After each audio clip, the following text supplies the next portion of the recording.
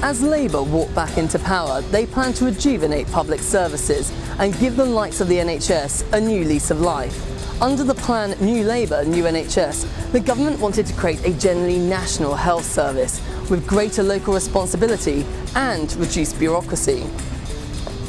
The main change that we... The cost of setting up the 300 plus PCTs remains a mystery. The Department of Health's response, we don't have the figures. When you think that each one had their own chief executive, non-executive directors, finance director, press department, and all the administrators that go with running an office, best guesstimates put the figure between £1 and £5 billion. So where did all the people who are going to run our health service come from?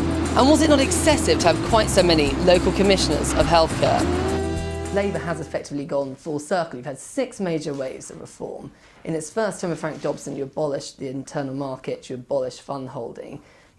Just before you became Health Secretary, John Reid brought in practice-based commissioning, essentially the same as fund holding, which was abolished.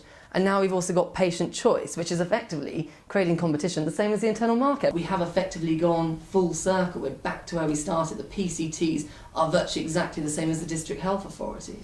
Well, I've no doubt at all that we could have got to where we are now even quicker. And, hindsight... Well, you could have got there quicker by just not changing what you had in the late 90s. Well, let me just make the point. We could have got to where we are now quicker, and with the benefit of hindsight, it's easy to see that. But what I don't accept is that we've ended up in the place where we were in the late 90s. We simply haven't. You talk about... So how is practice-based commissioning different from fund holding? Fund holding was a minority of GPs. It was never universal. And what it did was give patients of fund holders faster treatment and queue jumping at the hospitals where they were being cared for. What we've got with practice-based commissioning is all GP practices involved in it, and actually a much more effective system as it matures for the GPs to make sure, for instance, that they're concentrating on people with long-term conditions. So if you're saying that we should have done things faster, it would have perhaps been better to have taken fund holding further in your first term rather than waited 10 years scrapping it and then bringing it back in 2004. Well, I think it would be lovely, with the great wisdom of hindsight, to say, could we have moved directly from fund holding to practice-based commissioning? Maybe we could, maybe we couldn't. I have to say it's all completely hypothetical. I mean, you must have inquired, into how much the reorganisation cost. No. This was something I was obviously dealing with rather closely when I was Health Secretary, and there were significant costs in the year of the reorganisation and the following year, in part because there were people being made redundant and so on. I mean, the costs you'd expect with a reorganisation.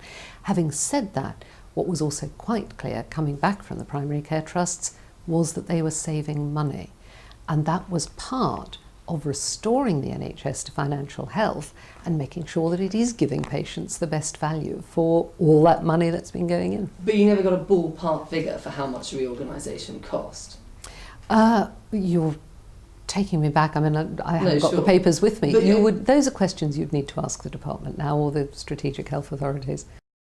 For Yorkshire, £16 million was spent on redundancies. The chief executive of the then York and Selby PCT, I believe, walked away with £1 million payoff. I mean, and then at the same time, people are not getting referrals on the patient care they need. I mean, it's quite a sort of juxtaposition. And then for some of them to then still be in debt and not providing care for their patients. Well, every organisation faced with redundancies, and they're always horrible, but they do happen, public sector or private sector, has to decide how to treat people who are made redundant. But £1 million is a bit obscene, isn't it? £1 million is a very large payoff for somebody who has clearly worked in the NHS for a very long period of time. Otherwise, they wouldn't have been entitled to that sum of money. Only for 2-3 years, because that's when they were reorganised again. So he wasn't there for that long. Well, the terms of the redundancy package were all agreed between the Department of Health and, as far as I know, the trade unions. And frustrating though it is, it's actually not something that ministers are directly involved in. And I know that's going to sound like a cop-out. It happens to be the truth. And I do think, particularly What's your personal opinion? In the public sector, I think it is particularly important that we treat staff fairly, especially in the very difficult situation of a redundancy.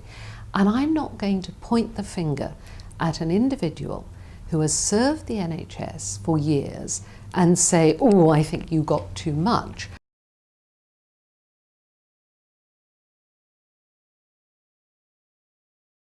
Simon, do you want to kick off? Well, I think he made a stand for civil liberties, but he did that on Wednesday. I think resigning is not the way forward. I think this is an incredible stunt, and he's really left David Cameron in the thick of it, because Labour is not likely to field a candidate. The Liberal Democrats have said no.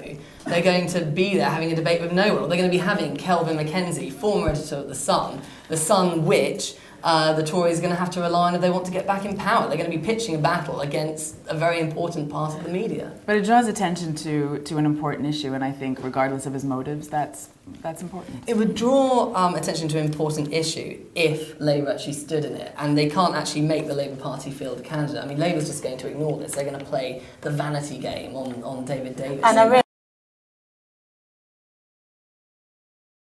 One firefighter has died and 3 remain missing in what could be the worst loss of life for the fire service in 35 years. More than 80 firefighters worked through the night to tackle the blaze at a warehouse in Warwickshire. The police are treating the incident as suspicious, and questions are being asked as to why the firefighters entered the burning building. Maxwell Hall reports.